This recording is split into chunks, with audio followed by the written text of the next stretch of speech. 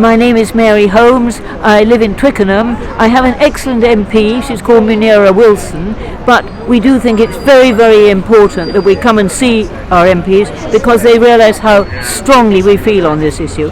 And I feel very strongly that... Which issue is that? We're here today because we think it's very important we have the right to protest.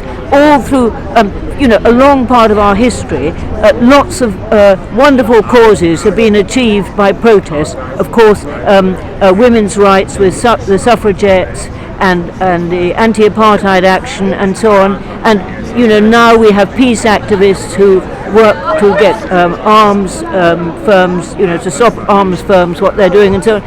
Practically everything depends on protest, as I'm sure you would agree. And one of the very important things is no single protest is going to be able to achieve results.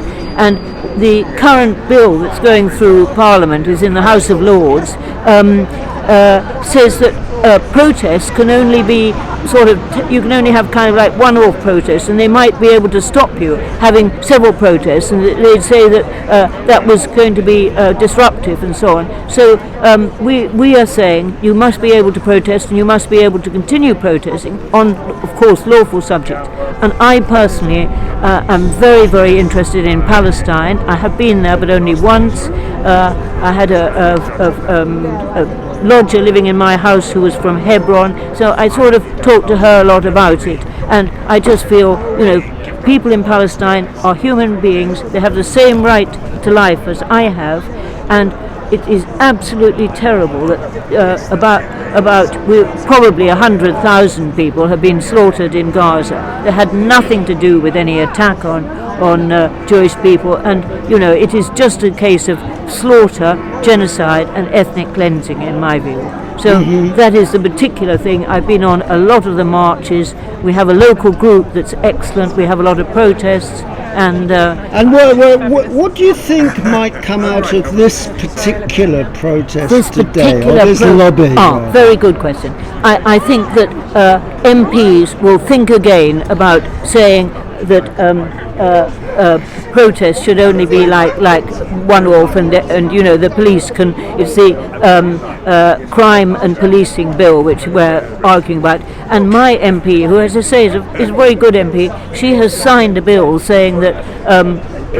Signed an early day motion saying that we should be allowed to continue with protests, but. So she's on the right side, and most of the Liberal Democrats are. So we want to say, good on you, and don't let this horrible clause saying that in the bill. Is clause this 140. An annual event? Do you know? No, this is a particular one-off, and we think the government is trying to clamp down on protests. But you talk to some of these other people because they would feel the same. Okay. And we feel very strongly. Thank you for talking to me. Thank you. Thank you very much. What's your name? Yeah, Jason. Jason. Okay, where do you come from, Jace? Based in London now, but I work for a charity called War on Want, which is like the root causes of poverty and inequality and things like that. So we're part of this lobby day as well. Fantastic. Right. So, what specifically are you going to say to your MP? I think, specifically, a bit generally, is kind of opposing the clause 140 and the fact that What does that clause do? It's being able to ban protest or change protests based on cumulative disruption. So if the police decide, because there was a protest in this area last week, you can't have a protest in that area again this week. And part of the issue, police have got so many powers to manage protests, more powers, excessive powers than they need already, and you've seen these increasing over the last about 10 years, I'd say. But it's so ambiguous in this clause where there's no definition of the time frame between protests. There's no definition of what is an area of protest. there's just no, it's just completely ambiguous. So to be able to just say cumulative impact, it could be anything, can be used to just completely stop protest in its entirety. Yeah. Is this just a London event, do you know, or is it nationwide? The lobbying today. Well, yes, but I guess there are other ways of lobbying your MPs by email or post, for example. Yes, yeah. There's lots of organisations. So Palestine Solidarity Campaign, which are one of the ones have organised this today. There's lots of e-actions you can take that email your MP around this. So definitely worth checking out some of these Liberty and Palestine Solidarity Campaign, some of these other organisations. And there's many e-actions, so that's emailing your MP, calling for meetings with your MP, not in Westminster, but in your local area as well. Right. And handwritten letters have a lot of impact. I think in the day of today with emails all the time, writing a physical letter to your MP is very important and can have a lot of impact. Yep. So today is specifically about that clause 141. 140, I think. 140. Okay. So I'm trying to get at whether there is a nationwide movement on this specific clause. Do you know, by any chance? I don't know. I suppose there's a nationwide movement on the curb on the right to protest, which this is one aspect of that, and nationwide on the right to protest. And there's organisations, Defend Our Juries being one of the big ones, and things like that. Yeah. So, but in terms of this clause specifically, I'm not entirely sure. No. Right, got it. Okay, that's fantastic. Thank you very much indeed. Welcome. Say again? David Chadwick. What brings you here today? To lobby my MP. Who is your MP? Rosie Duffield. Is she? Which party is she? She's independent because she left the Labour Party just after the election. And what will you be saying to her? Well, I'd like to know why she's not more supportive of the Palestinian cause, because while she sends out occasional emails purporting to be supportive, she doesn't do anything positive. She doesn't sign early day motions, she doesn't go to briefings or anything like that. So she's empty words, basically. Right. Have you corresponded with her before? Oh yes, yeah, lots of times, and I invited her to a meeting today. She never replied. I sent a reminder, she didn't reply. I sent a second reminder, she didn't reply. So now I'm going to green card her. What does that mean, green card her? It means that she'll be told that there's someone waiting in the lobby to see her. Fantastic. Do you know for a fact that she's here today? No, I don't know that, no, because she's not responded. Right. Well, what are the chances of that happening? I do wonder. I would say very slim. I don't have a lot of confidence, but I'd love her to actually prove me wrong. Yep. Yeah, it's always worth trying, and even if you don't manage to see her, well, there's a message in there in itself. Correct, yeah, a good proportion of the constituents feel very strongly about the genocide in Gaza, and that our government has not done enough to support the Gazans and to actually stop trading with Israel, stop supplying arms to Israel. They were doing flights over Gaza on behalf of Israel, so we've been aiding and abetting a genocide, which is absolutely not acceptable. Absolutely. Is this a one-off event? I had the idea it was an annual thing. Don't know. I don't know. Can't answer that. Okay. Well, listen, thank you very much. It's been really great to talk with you. Okay, thank you. Why are you here today? I'm here today to lobby my MP regarding the right to protest and the changes that the government are trying to smuggle into law through the Lords. That I think are quite scary, quite authoritarian, and could lead to rather horrible, gloomy things happening in the future, let's just say. Right. Can I ask who your MP is? My MP is a Labour MP in London. I will say that. Right. No, that's fine. Is this a local London action, or do you know if it's nationwide? No, it is not. I'm glad to hear that. So, is it? Do we know much about the nationwide activities of it? Can you tell Well, us? if you look it up, then all the information will be there. I don't think it's particularly secret or anything like that. There are Absolutely a lot of organisations, NPOs, pressure groups, and so forth that are collaborating on this. Everyone is thinking about this for slightly different reasons, I'm sure. Some of whom are sort of more specifically to do with the civil rights themselves, the right to protest itself, and some people are maybe more likely to be the sort of people who will be targeted by these new powers. Yep. So everyone is here for their own reasons, but I mean that's the thing with the right to protest, isn't it? The point is it doesn't discriminate. Absolutely. Well, what do you expect to be the result of your meeting with the MP? Well, I don't know. Okay. I've done lobbying before, and there have been times when something I've lobbied has actually come to pass, and I can't say with any massive degree of confidence that was me or that was absolutely not me. I don't know. It's applying pressure. It's applying pressure in places where people who know what they're talking about in regards to parliamentary procedure and so forth think there might be a way to apply change. Yep. And one of those things might be the thing that pushes the domino over, and might be not sure what the term would be. I mean, it's the same principle as the straw that breaks the camel's back, except this is a positive thing, not a negative thing. Sure. Sure.